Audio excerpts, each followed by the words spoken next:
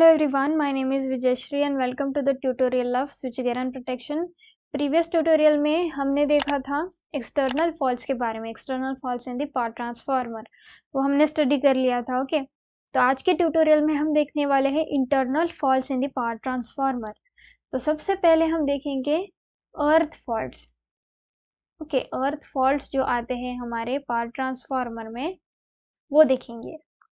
So in this case the fault current is dependent on the value of earthing impedance. जो fault current होता है, ठीक है,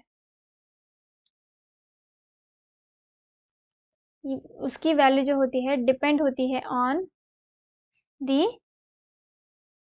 earthing impedance. Earthing के impedance पे जो है फॉल्ट करंट की वैल्यू डिपेंड होती है and is also proportional to the distance of the fault point from the neutral point as the voltage at the point depends upon the number of winding turns come across neutral and fault point. क्या बोला है? Fault current की जो value होती है, fault current also proportional होता है. Okay, proportional होता है किससे? Distance of the fault point.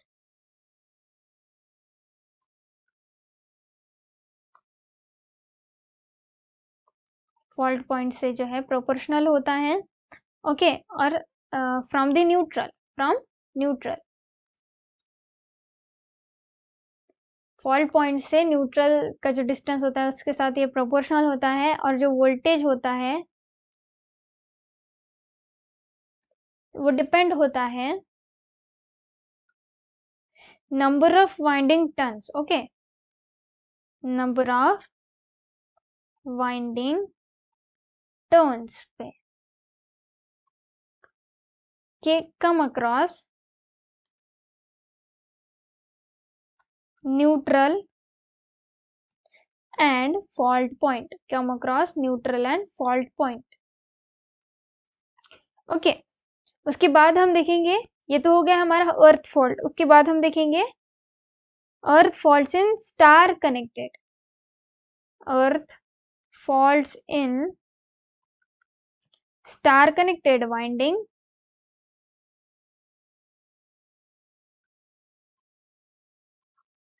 with neutral point solidly earth.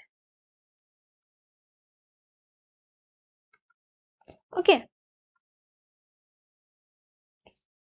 तो क्या होता है in this case? Earthing impedance is ideally zero.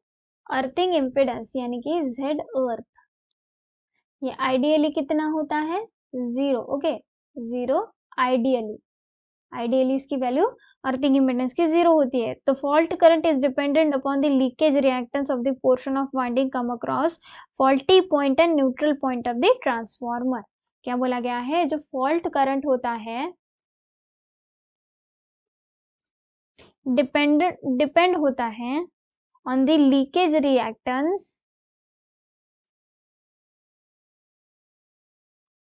Of the portion of winding comes across faulty point and neutral point of transformer. ये जो है transformer का मैंने short form लिखा है, ठीक है, शॉर्ट फॉर्म है. तो क्या बोला गया है? लीकेज रिएक्टेंस जो होता है, ये जो फॉल्ट करंट की वैल्यू है ये लीकेज रिएक्टेंस पे डिपेंड होती है of the portion of winding, जितनी वाइंडिंग जो है फॉल्टी पॉइंट के अक्रॉस जो है आती है और न्यूट्रल पॉइंट के अक्रॉस जो है आती है. Okay, so it is also dependent on the distance between neutral point and fault point. Okay, neutral point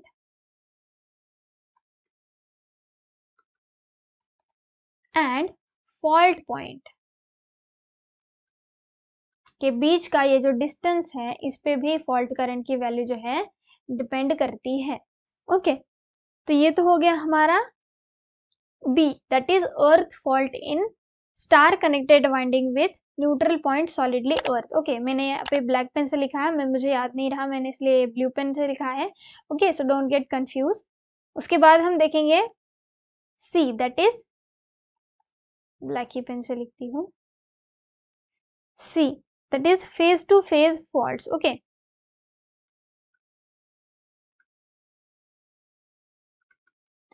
so phase to phase faults जो है, phase to phase fault in the transformer are rare. ये जो faults होते हैं ये rare होते हैं. Okay, if such a fault does occur, अगर ये जो fault अगर हमारे system में occur होते हैं, it will give rise to the substantial current to operate instantaneous overcurrent relay on the primary side as well as the differential relay.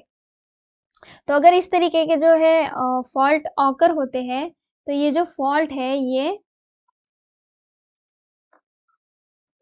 जो faults है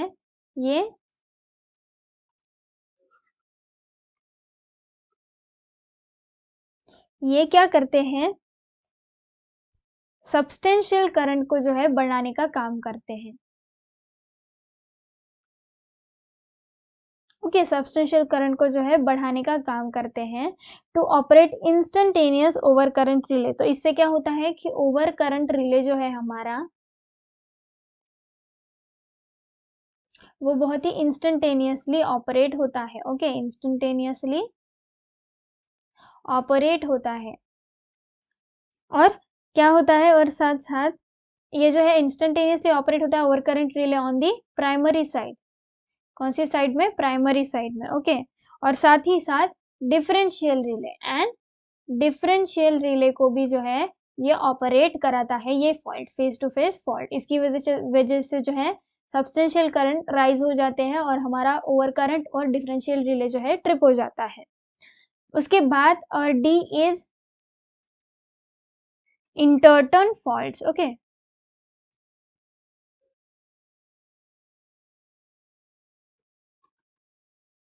तो ये है हमारे interturn faults. Okay, interturn faults में क्या होता है, power transformer connected with electrical extra high voltage transmission system. Power transformer जो होते हैं वो कनेक्ट होते हैं इलेक्ट्रिकल सिस्टम से, हाई वोल्टेज ट्रांसमिशन सिस्टम से. Okay, and is very likely to B subjected to high magnitude, क्योंकि ये जो है हाई वोल्टेज से कनेक्टेड होते हैं. ठीक है, इसका मतलब क्या होगा, high magnitude. Okay, so steep fronted and high frequency impulse voltage due to lightning surge on the transmission line. तो इस रीजन से क्या होता है, lightning surge की वजह से जो है steep fronted and high frequency impulse voltage जो है occur होता है. Okay, high frequency impulse voltage and steep fronted. Okay, क्या होता है, हाई वोल्टेज की वजह से high magnitude, high frequency impulse voltage and steep fronted. Okay, और जो है ये जो है लाइटनिंग सर्ज जो है ट्रांसमिशन लाइन पे आते हैं, इस वजह से जो है प्रॉब्लम होती है. And the voltage stresses between winding turn become so large. Okay, so जो वोल्टेज के स्ट्रेसेस होते हैं, ओके, वोल्टेज के स्ट्रेसेस होते हैं between the winding turn becomes so large. Okay, ये बहुत ही बढ़ जाते हैं ये वोल्टेज के stresses between the winding turns. Okay, it can not sustain the stress and causing insulation failure. तो इस रीजन से क्या होता है, इंसुलेशन फेलियर हो जाते हैं. ये इतने स्ट्रेसेस जो है सर्ज जो है ये सॉरी इतने टाइप के जो स्ट्रेसेस है वाइंडिंग टर्न सस्टेन नहीं कर पाते और इंसुलेशन का फेलियर हो जाता है. ओके, इंसुलेशन का फेलियर हो जाता है. And in some points, okay, also LV winding is stress because of the transferred surge voltage. और साथ ही साथ जो LV वाइंडिंग होती है ये भी स्ट्रेस हो जाती है because of this transferred surge voltage. Okay, उसके बाद हम देखेंगे earth faults, sorry core faults. Okay, ये हो गए हमारे D, that is interturn faults. अब हम देखेंगे कोर फॉल्ट्स.